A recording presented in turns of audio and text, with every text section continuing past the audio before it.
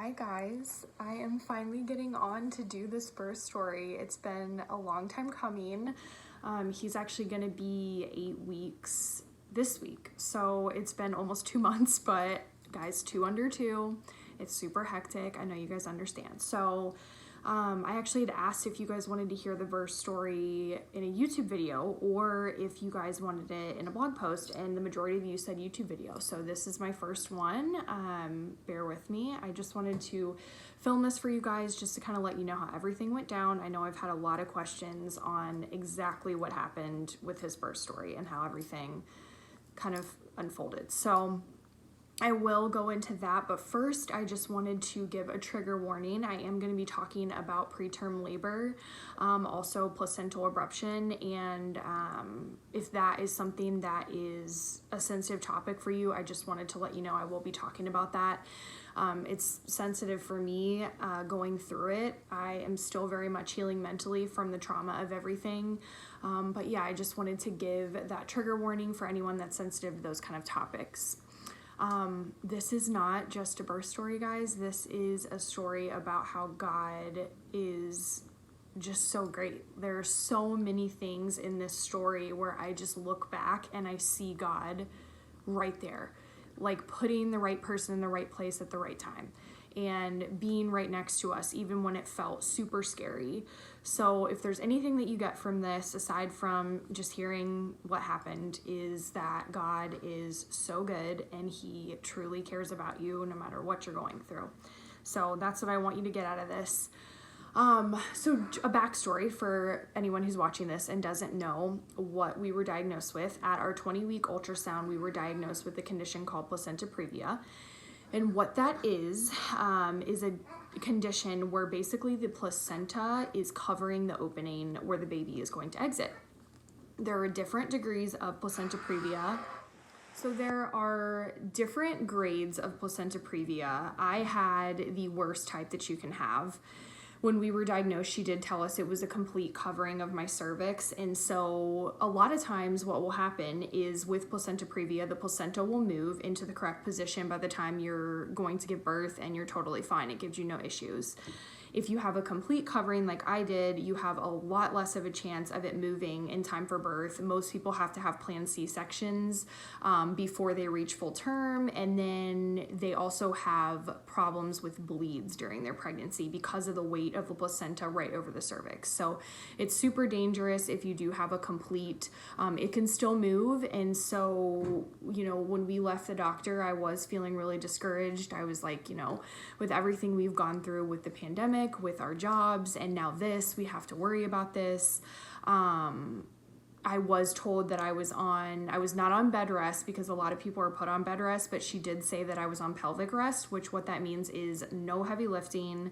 I could not exercise. I could not have sex. I could not hold my daughter for long periods of time. Like, I was supposed to take it very, very easy, or I would risk being put on bed rest for the rest of my pregnancy, which, with a toddler, who can do that? So we had left the doctor after we got the diagnosis, and I'm just so thankful that my husband was able to be in there for the ultrasound. My OB was allowing spouses to be in the ultrasound, so I'm just so thankful that he was able to be there to hear that news. And we just prayed in the car, and I just gave it to God, and God was like, look, I am going to move this placenta for you. And he just gave me such a peace that it was going to move and it was going to be fine.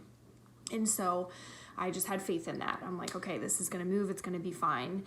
And 2 weeks later, I was 22 weeks pregnant, and I had a very small bleed. We rushed into the OB. She checked me, and it had actually stopped by the time we got to the office. And so she said she felt comfortable just putting me on bed rest for the rest of the weekend and to see where we went from there.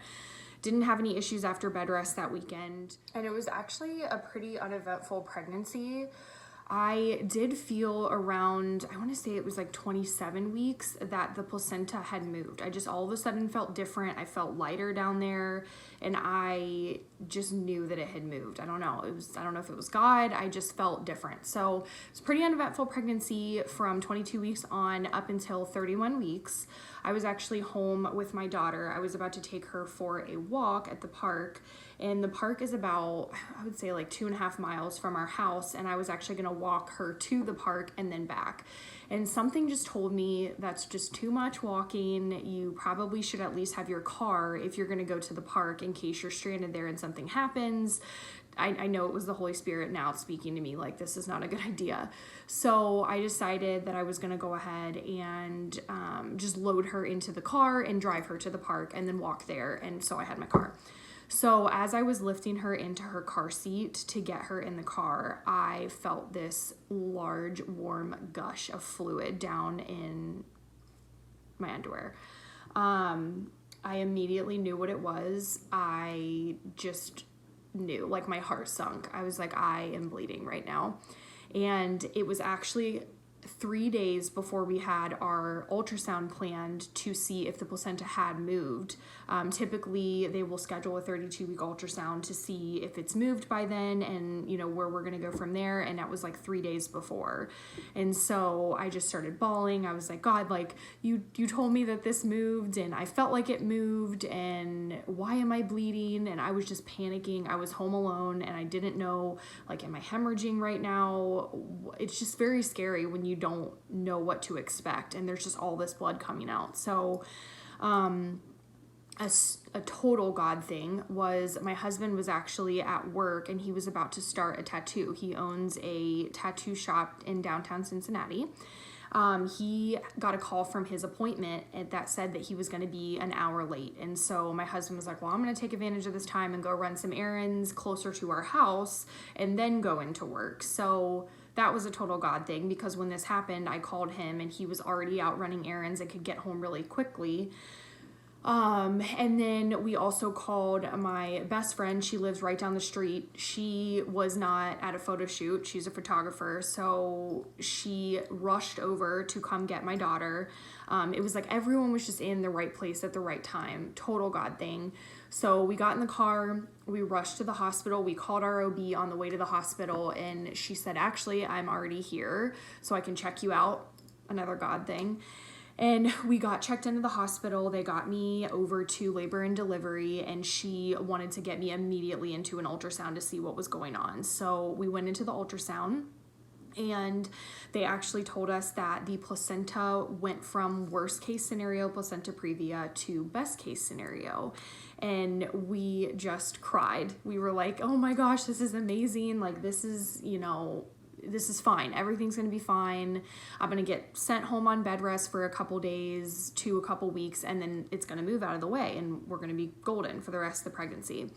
And so we went back to the hospital room, and we were just told that I had to have 24 hours with no bleeding for her to send me home, and I would be released on bed rest until the placenta moved. So we went 27 hours with no bleeding, and it was the next day. My husband and I were eating, and I felt another gush, and I was like, oh my gosh, I'm bleeding again. So we followed this pattern for the next couple of days. I would bleed, and then I would stop, and I would bleed, and I would stop. And this went on for about 4 days of just the constant, you know, back and forth with the bleeding. And we actually were scheduled for another ultrasound to see, you know, just any progress. And so we went into the ultrasound and the tech actually told us that I had no placenta previa, that it completely moved and it was up even past 2 centimeters, which is unheard of for it to move that fast. The ultrasound tech was like, I honestly have never seen this. My OB had never seen it move that fast. And so she said she thought that I was actually contracting during the first ultrasound and it had actually already moved out of the way. So it was just showing that it was lower than it really was. I don't know the medical terminology for everything, but I do know that either way, God moved it and it was a miracle. So at that point, we didn't have placenta previa anymore, but they were still obviously confused why I was bleeding so much. And so we didn't really have many answers. They were so confused. It was just a really scary time because no one really had any answers. They hadn't really seen anything like this because I was still bleeding without that condition. And so we carried on like this for a couple days. My OB had mentioned that she thought it could be a condition called placenta abruption. And if you don't know what that is where the placenta actually is tearing away from the uterus. And a full abruption is a very emergent situation. Typically, babies only have a couple minutes to survive if you have a full placenta abruption, because it completely separates and they're not getting oxygen, they're not getting nutrients, and it's really bad. A lot of times it results in stillbirth. And then there's also a type of placental abruption where it's just slowly coming off of the uterus. It can turn into a full abruption, but it's a very rare condition. This is like less than 1% of pregnancies, and it's even rarer for it to happen if you haven't been in some type of car accident or some kind of trauma to your abdomen. So they were like, you have no risk factors for that. I don't think that's what you have, but we still cannot figure out where the bleeding is coming from. And so we just went back and forth with this. Every single nurse was dumbfounded. My OB was dumbfounded. They gave me a dose of steroid shots just in case I was going to go into preterm labor. And the steroid shots were honestly horrible. I had every side effect of a steroid shot that you can have. I had a rash on my face. I felt super flushed and really hot. I got extreme anxiety. My heart was pounding so hard, and it's just sometimes what happens when you get steroid shots. And so those were absolutely horrible, but I did it for my baby. And they, at that point, had said, with this bleeding, you know, if you can go 72 hours with no bleeding, we'd feel comfortable with you going home and being on bed rest. And we were a day away from 32 weeks, and I had gone, I want to say it was like 75 hours with no bleeding, and they were going to release me. And all of a sudden I had another bleed, and it was one of the worst ones that I had had. And at that point we were like, okay, God wants me to be in this hospital. As much as I want to be home with Harlow and my family, and I don't want to be in this hospital, I know that this is where God wants me. There's a reason that I'm here. And I actually started to go into preterm labor that night. I was having contractions super consistently, very close together, and my OB actually checked me, and I was 3 centimeters dilated. So I was in active labor at that point. And she did tell me, if you can't make it to 32 weeks, which was literally hours away, we have to transfer him to a different hospital because we don't have a NICU here that can take a 31-weeker. And so as a mom, I'm sitting in this hospital bed like, I have to keep this baby in. I am in labor right now. And we just prayed, God, please just let us make it to 32 weeks. We just have a couple more hours. Just help him to stay in there. So I labored for a couple hours, and we thought for sure that this was it. And then labor stopped. All the nurses could not even believe. They had never seen something like this, where I was bleeding this much for this long, and I had gone into preterm labor and it just stopped. I mean, they had never seen it. And so we still just didn't have any answers. It was very terrifying not knowing. At this point, they did say that 100% they believed that there was a placental abruption and that it was a small one, but I did have a risk of it obviously becoming a full abruption. And so they wanted to monitor the baby constantly. I always had monitors on 24/7 just to make sure that he was okay, and he was great. His heart rate never dropped. It was always good. It was my body that was having all the issues. So the labor stopped. I was in constant pain at that point. The entire time I was in the hospital, the pain was just getting worse and worse and worse. I was in constant back pain. The abdomen pain was sometimes so unbearable that I couldn't even do it. I was getting no relief from anything except a heating pad would sometimes help my back. So I was in constant pain. And at that point, my OB wanted us to meet with a high-risk doctor so that she could just assess the situation, look at our ultrasounds, look at what was going on, and give me the final diagnosis on whether we were able to leave or not and what she thought. And so my husband was actually at the hospital when she came in to talk to us. And she just said, point blank, you are not leaving this hospital until you have this baby. We don't know when that will be, but you are not leaving because we do not feel comfortable with how much you have been bleeding for you to leave this hospital. And she was really worried that if I did go home, that it would turn into either a full abruption, or because I was already 3 centimeters dilated and was still actively bleeding, that I would not make it to the hospital in time and I would be having a baby in the car.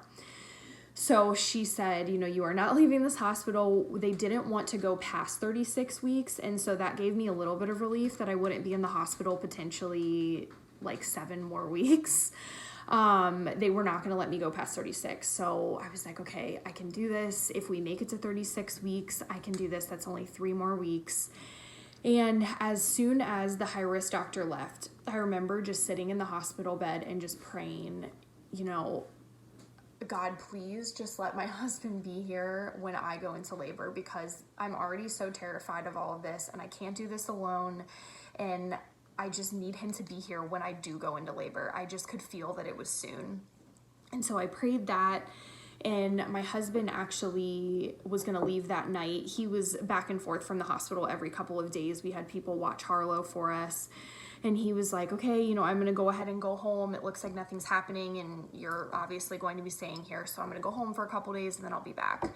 And that night we actually were going to be getting a second round of the steroid shots. The high-risk doctor suggested that we did that just because if he were to come, it's better that the steroid shots were as close to him being here as possible. So I was going to be getting them every single week. And my husband called up a few hours later, right before I was going to get the second dose, and he said, hey, our nanny is offering to stay with Harlow tonight. If I want to come up to the hospital, do you want me to come up? I know you get really anxious with those shots. And I was like, no, honey, Harlow needs you there. I'm fine. I don't need you here at the hospital. And he's like, I don't know. I just feel I should be there. If she's offering to stay with her, why not? Let's just hang out together. I'm going to come up. I feel like there's a reason I need to be there. And I'm like, okay, fine. So he comes up at 10 p.m. that night, and we had honestly the best night together. We had a little date night. We got a bunch of snacks. He did things to keep my mind off of it, brought me gifts. And we watched a movie together, and it was really, really nice. Super peaceful that night. I just remember feeling just such a peace. And I woke up the next morning at 7 a.m. and I just felt completely different. I knew something had changed. I just felt very different. I was in a ton of pain, and I went to the bathroom. And I sat down, and I immediately started gushing blood, and it was not stopping.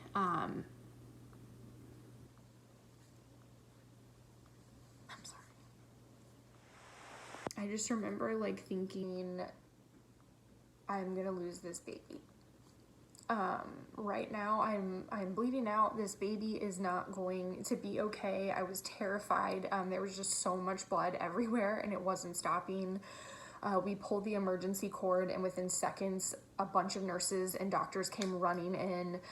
They got me from the toilet to the bed to check and see what was going on, if they needed to rush me into an emergency C-section because I was hemorrhaging.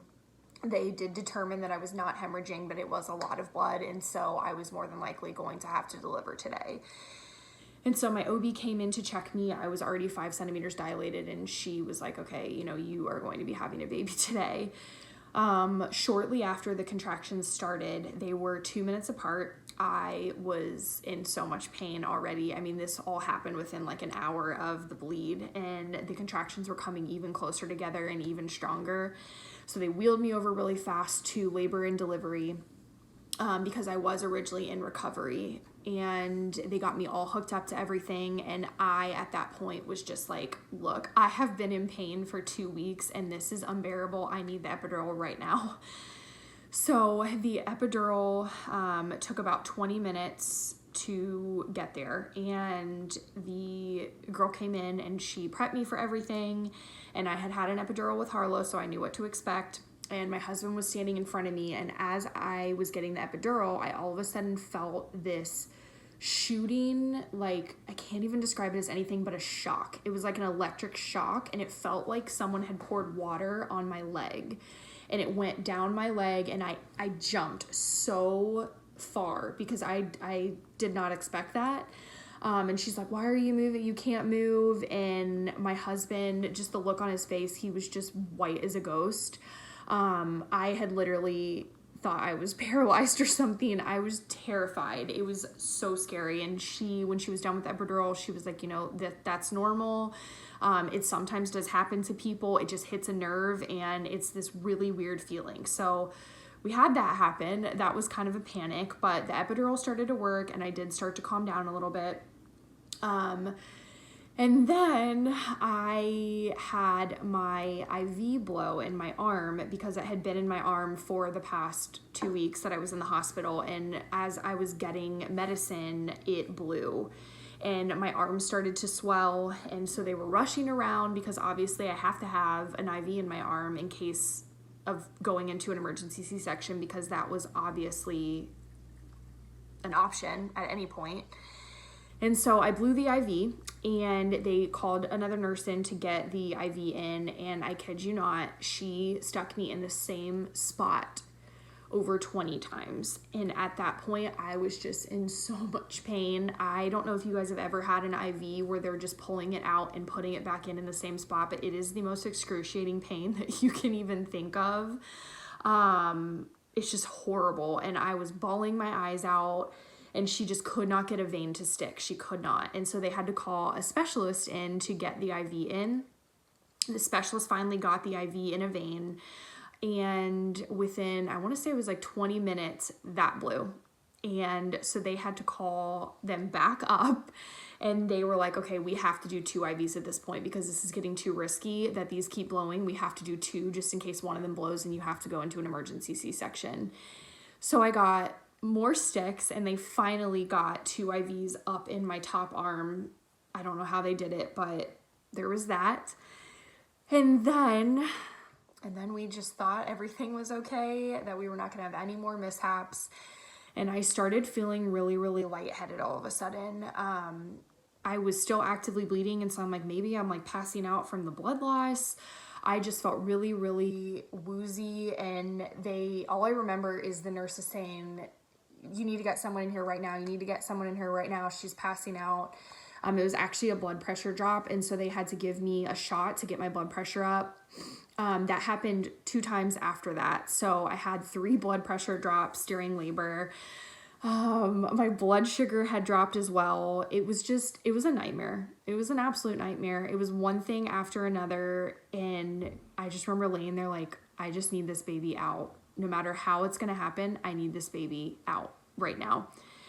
And my OB came in to check me, and she was like, okay, you're making really good progress. You are at an 8 centimeter. We are about ready to push in a little bit, but I do feel this bulge in there, and it's either a cord or it's a blood vessel. And so if it's either of those, we are not going to be able to have you do a vaginal delivery. You're going to have to go in for a C-section. And I just, after all that, I'm like, after all of this, how am I going to have to go into a C-section? And there's nothing against a C-section. I just didn't want that. I wanted to go vaginally. I was just dead set on it. And so I was just so upset. And I remember just praying in the bed, like, Lord, whatever is meant to happen is meant to happen, and I will submit to that. Even if I don't want it, I will submit to that. This is your plan. And so she went up to break my water, and she had told us, if I break your water and there's any blood coming out with it, then we know that it is the blood vessel, and you're gonna have to go into an emergency C-section. And then also, if he is, like, his heart rate is dropping, then we'll know that it is the cord. And so either way, we're gonna have to break this water and see what happens, and you're more than likely going to have to go into an emergency C-section. And so I remember just praying right then and there, God, this is your will. Whatever's meant to happen is going to happen. Please keep us calm. Please give us peace. And so she broke my water. His heart rate stayed great. There was no bleeding at all. And so she was like, I honestly just think that that's just part of your placenta that I felt in there, and we're good to push when you hit 10 centimeters. So I hit 10 centimeters within the hour, and she came in, and I just felt such a peace that he was going to finally be here. And I knew there were still some things that could happen during delivery, but I just felt peace. I can't describe it. I knew God was going to get him here safe. And one of the big things that I really wanted was immediate skin to skin. And I knew that might not be possible because he was so young. He was 33 weeks. And I don't know. I just knew that it was going to happen. So I started pushing. I only pushed for 15 minutes. It was not long at all. I pushed for 15 minutes. I got to see him come out, and we got to pull him out, and he was immediately crying. His color was fantastic. They said his breathing was awesome, and so they were like, hey, he can have immediate skin to skin. And I got to bond with him and do skin to skin for a good 20 minutes, and then they did take him over to the NICU. But it was just such a special time for us to be there with him and be able to get that. And I know that it was totally God that allowed for that to happen. So he's here, he is healthy and safe. He spent 2 weeks in the NICU. He started breastfeeding at 33 weeks, which is unheard of. He's just such a fighter. And I wanted to share this story with you guys, not only to tell you how everything happened, but to tell you that we don't always know why things happen the way that they do.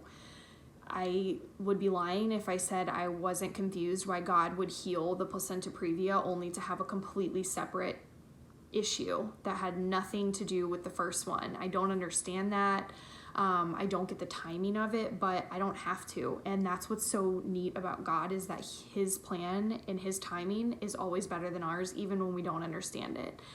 There's been a lot of stuff that's been going on with my job, and I just think, if I would have gone into labor when I was supposed to on my due date, I may not have had a job. I would have been off furlough, and I may have been jobless. And who wants to go through that when you just have a newborn? So we don't know the reason for things, but I know that God is always good. He always has our back, and he is never going to forsake us, even when it feels sometimes like he's not close. I can honestly say, in that hospital, as lonely as it was and as sad as it was, I broke down a lot. I had a lot of tears and a lot of wrestling in that hospital bed with God, and there was a lot of spiritual warfare that happened during that time, but I can honestly say that was the closest I've ever felt to God. And he would, even in the lowest points during that hospital stay, he would always send something to give me peace, or he would always send something to give me that message of just, I need you to keep going, I'm here. And I mean, even if it was something as simple as my nurse bringing me a Coke from the nurse's station because she knew that I loved Coke, or getting a gift from a friend, or an encouraging message on Instagram at just the right moment, or even God sending me physical feelings of just a peace washing over me when I was so scared during certain moments. It's just, he always showed up. He always did, even if it was at the last second. And so if you're in a similar situation, or even if you're just going through a dry season right now where you just don't understand where God is or what he's doing, I promise you that he loves you and he has a plan, and it's better than the one that you could ever imagine for yourself. I wouldn't have chosen this path for myself, but I know that there was a reason that we went through it. And if this helps even one person, I went through it for a reason. So there is hope in any situation, and I just want to encourage you to keep going. And if you have been through any of this, placental abruption or a high-risk pregnancy, I have such a heart for people that have gone through this now. I know I would not have personally made it if it were not for people reaching out on Instagram saying that they had gone through similar situations. So if you are watching this video and you are going through something similar, please reach out to me on my Instagram. My Instagram is finding47. I would love to chat with you. I would love to pray over you. And even if you just have any questions about any of this, I would love to be a resource for you. So anyways, that is Knox's birth story. He is here. He is healthy. He is such a strong fighter, and he's just a miracle from God, and he's the perfect addition to our family. So that is his birth story. And yeah, that's it.